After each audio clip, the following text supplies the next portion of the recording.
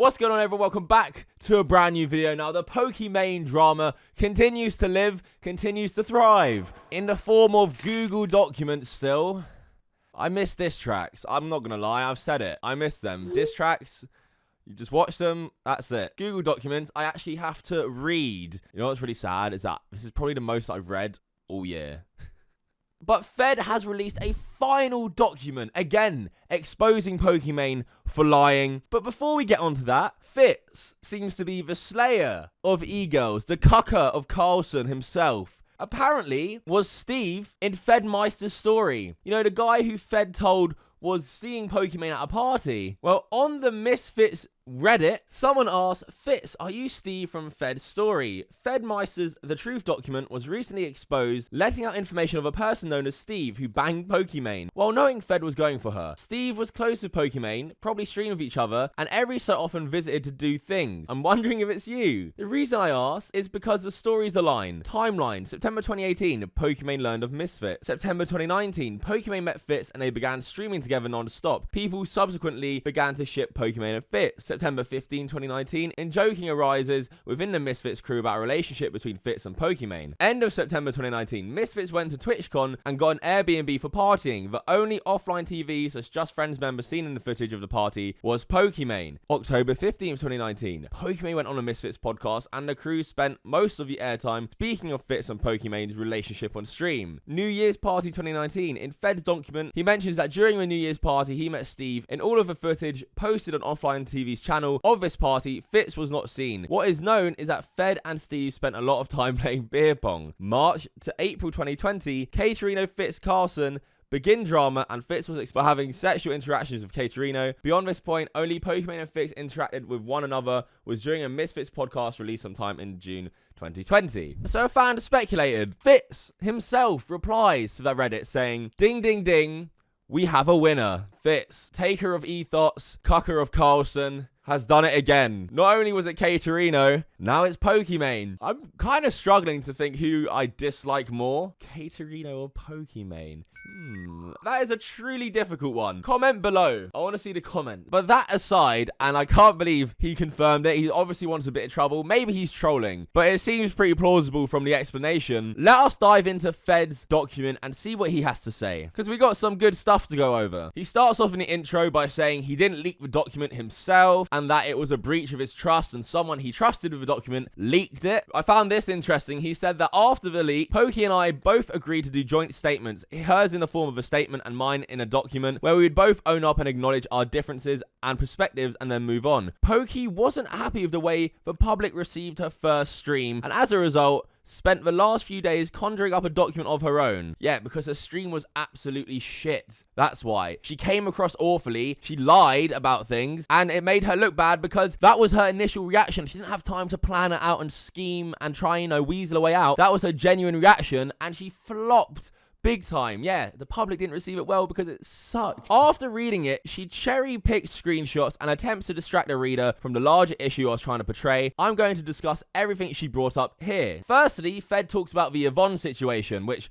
we all know Pokimane pretended that Fed was the only one trying to get Yvonne fired and that she was super innocent. Fed then leaked text clearly showing Pokimane also wanted her fired. Fed says that she firstly included text where I complain about Yvonne's unwillingness to work with me. I never tried to hide this fact and even directly mentioned it in my original leaked document. I personally never brought up the idea Yvonne should get kicked out of online TV, ever. What I did do is bring up my concerns to people in the house. We all talked extensively about our options and what we can do to motivate her and fix what we currently have and save moving out as a last resort but still remain in her position as management. My purpose of bringing up this information was to mention that in no way was I trying to get Yvonne fired because of the incident between us. The way Pokey framed it in her original statement to stream, and that 100% had to do with her lack of excitement and willingness to help with offline TV projects when it was the only reason she's in the house. And the leaks that Pokimane included in her statement don't show Fed directly saying that he wants her replaced. He's definitely complaining about her in the text, but it's nothing compared to Pokimane, who literally is saying to get her replaced and want her fired. He then says she continues to show more more texts proving that I did in fact bring up my concerns to people in the house, which again, I never denied. The incident between me and Yvonne was in December 2018, and these showcase texts that take place during October of 2019, long after Yvonne and I talked about it and had naively thought we had put it all behind us. Again, the whole reason I brought this up to begin with was in an attempt to showcase that I had zero interest in firing her over what happened between us, and I brought my concerns to the house because I was 100% focused on making online TV more successful. This situation interests me the least with Yvonne because, I mean, if she's as bad at her job, she probably should get fired. The reason it became such a big deal was the way Pokimane tried to portray Fed as the sole and only person trying to get her removed, when she, I would add, was probably leading that charge, and the texts she showed were way more in favor of actually replacing her and not just complaints about her. I think Pokimane used that situation to lie and just manipulate her audience into trying to further think that Fed is this awful human being. Fed then goes on to talk about the Steve situation, where Pokimane claimed that because Fed didn't want Pokimane to talk about the Steve situation in a leaked text, he said if she could leave it out of her document, that is an admission of guilt, which I don't think is true as well. Fed goes on to contest that and say she immediately brings up what she claims to be proof or admission of guilt about the Steve situation, which we now know is the Fitz situation. At least Fitz has said it is. After a tremendous amount of therapy and reflection, I want to quickly go over my state of mind throughout this confusing friendship with Pokimane, that I support that although I never challenged her on things, it was never my intention to admit guilt on any front. Initially, with the Steve situation, I apologized because I felt I breached her privacy. In that moment, I didn't feel like I was lying because it was common for us to say let's be friends and then totally act another way and then relapse. I thought throughout this instance we were just in another cycle of all that, so I didn't feel like I was lying to him. As to the psychology of it all, I didn't bother to challenge her when she confronted me about Steve because I've always dreaded fighting since arguing with her, because I felt she had a lot of power in whatever we had and I cared for her too much. Most of what she said I would tend to agree with to avoid conflict, even until the bitter end. I now know this was one of my issues, the fear of confrontation, and I should have talked things out of more, but at that time and in that moment it was much easier to just say sure, whatever, I'm sorry, than to have an argument over how we're leading each other on. I would assume many people can relate to this. What I've learned throughout all of this though is that oftentimes the hardest conversations are usually the ones worth having. This is something we can't prove, but I think for Pokimane to say that just because he wanted it left out is an admission of guilt is wrong. And also it's clear from his text that we've already seen that Pokimane was leading him on. His conclusion that he got to and said to Steve that they were a thing wasn't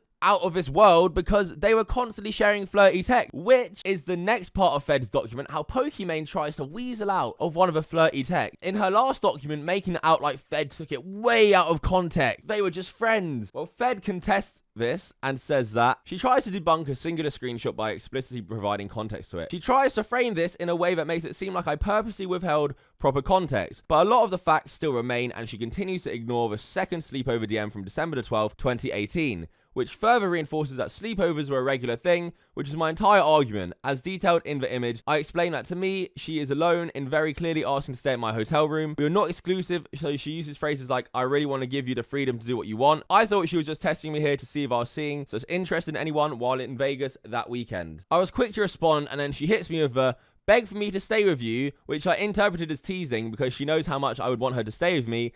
So the impression I got from these texts, as I'm sure many of you do, is that she's alone, was going to stay in my room with me. This is what was supposed to happen, but didn't. Instead, the other girls decided to all stay in my room.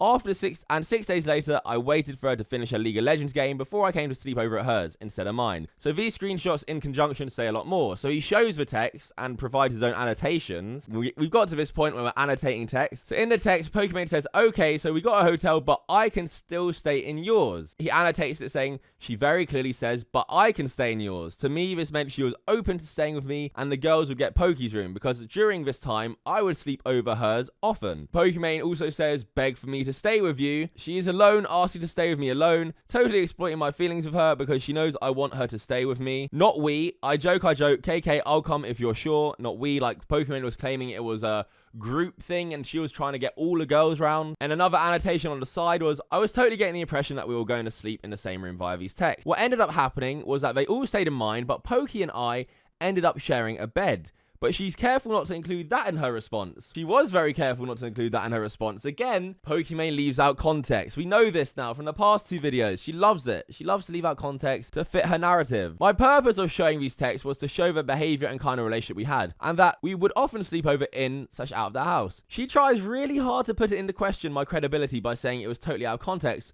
because what was said versus what happened was different. Facts are, we did share a bed. Did I think it was going to be just her and I sharing a room? Yes. Why? Because sleeping over with her wasn't uncommon at the house. See the next screenshot, which we will. She later in a statement tries to imply that my sleepovers with her and other people in the house had the same tone, when in reality, the ones with others weren't romantic, but the ones with her were. It seems that we have actual confirmation, because I think they were trying to deny it for the first few documents, that they were actually romantically involved. If he's suggesting it's romantic, I'm assuming he means they were doing stuff. Like, it's like listening to like kids talk about a relationship because they're avoiding talking about sex so much, like it's bad. And here is Fed showing further proof, and this is after Vegas, that they would have sleepovers. 6 days later asking to sleep over. Pokimane says, what you doing? What is chilling? You know, laying in bed. You could sleep over in your bed. Lamau, look at us. Out here living in the same house talking about sleepovers. Haha, yeah. I don't know about your bed, though. Okay, fine. Yours. Fed says, I know. Can you hurry up? I want to cuddle.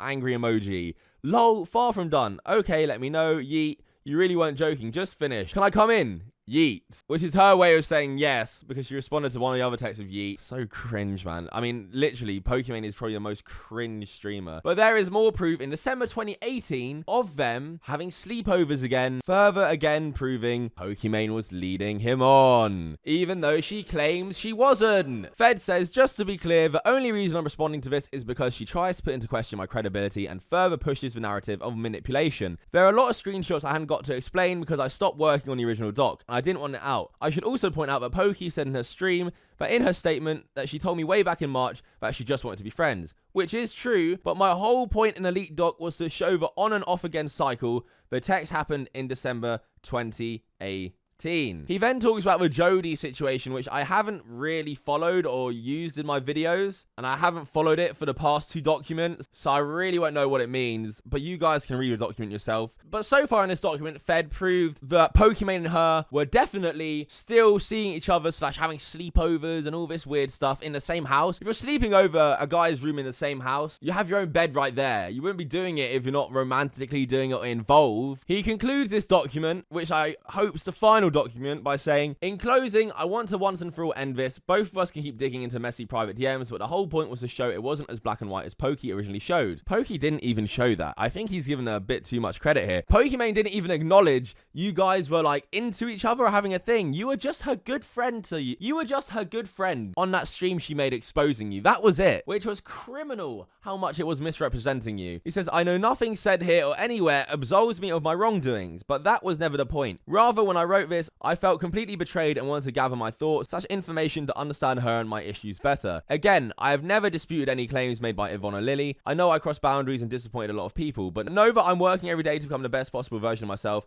I never had any intentions of this being public, and I very much regret that it was leaked. I want to move on and start a new chapter in my life. So that was Fed's final document. Now, I'm not sure if Pokimane's going to respond, but in true Pokimane fashion, may I add, she responded in her own passive-aggressive, bitchy little way, tweeting out about an hour after the document came out, who asked, lol? And you wonder why people think you're such a dick. This meme perfectly encapsulates Pokimane's feelings right now. Classic Pokimane. Wouldn't expect much more from her when she's been blatantly and obviously exposed. At this point, it doesn't really surprise me. I don't think we're going to get any more documents. Thank the Lord. I'm done reading. I hope this is the end of it. I hope we can all see now, without a shadow of a doubt, Pokimane led this guy on. She played with him, played his feelings, made him out to just be a friend, and completely manipulated and twisted the narrative for her own benefit. I hope the Simps realize she's never going to bang you. She banged Fitz, allegedly. I guess I have to include that. But that is it for this video. Let me know what you thought. Thank you so much for watching. Final update. I gotta see stories through. I can't just leave stories like other YouTubers and just be like, nah, that's it now. You gotta cover every aspect. You gotta cover the story. And here we are again. If you enjoyed this series on the Pokimane drama, if it's helped you understand the situation, leave a like right now. Like the video if you agree with me, and like it right now to help me, because the Simps are gonna come and dislike the videos. I need all the likes I can get. Subscribe to the channel if you're new. Hit that subscribe button right now. It's a season of giving. What better thing than to give me a subscription? We're uploading loads over December. All my socials are in the link down below. Go and follow them right now. DM me on any of my socials. All my DMs are open. I reply to everyone I can. I go through my DMs every day. So if you want to reach out, down below, follow them right now as well. Thank you so much for watching. Until next time, fuck off.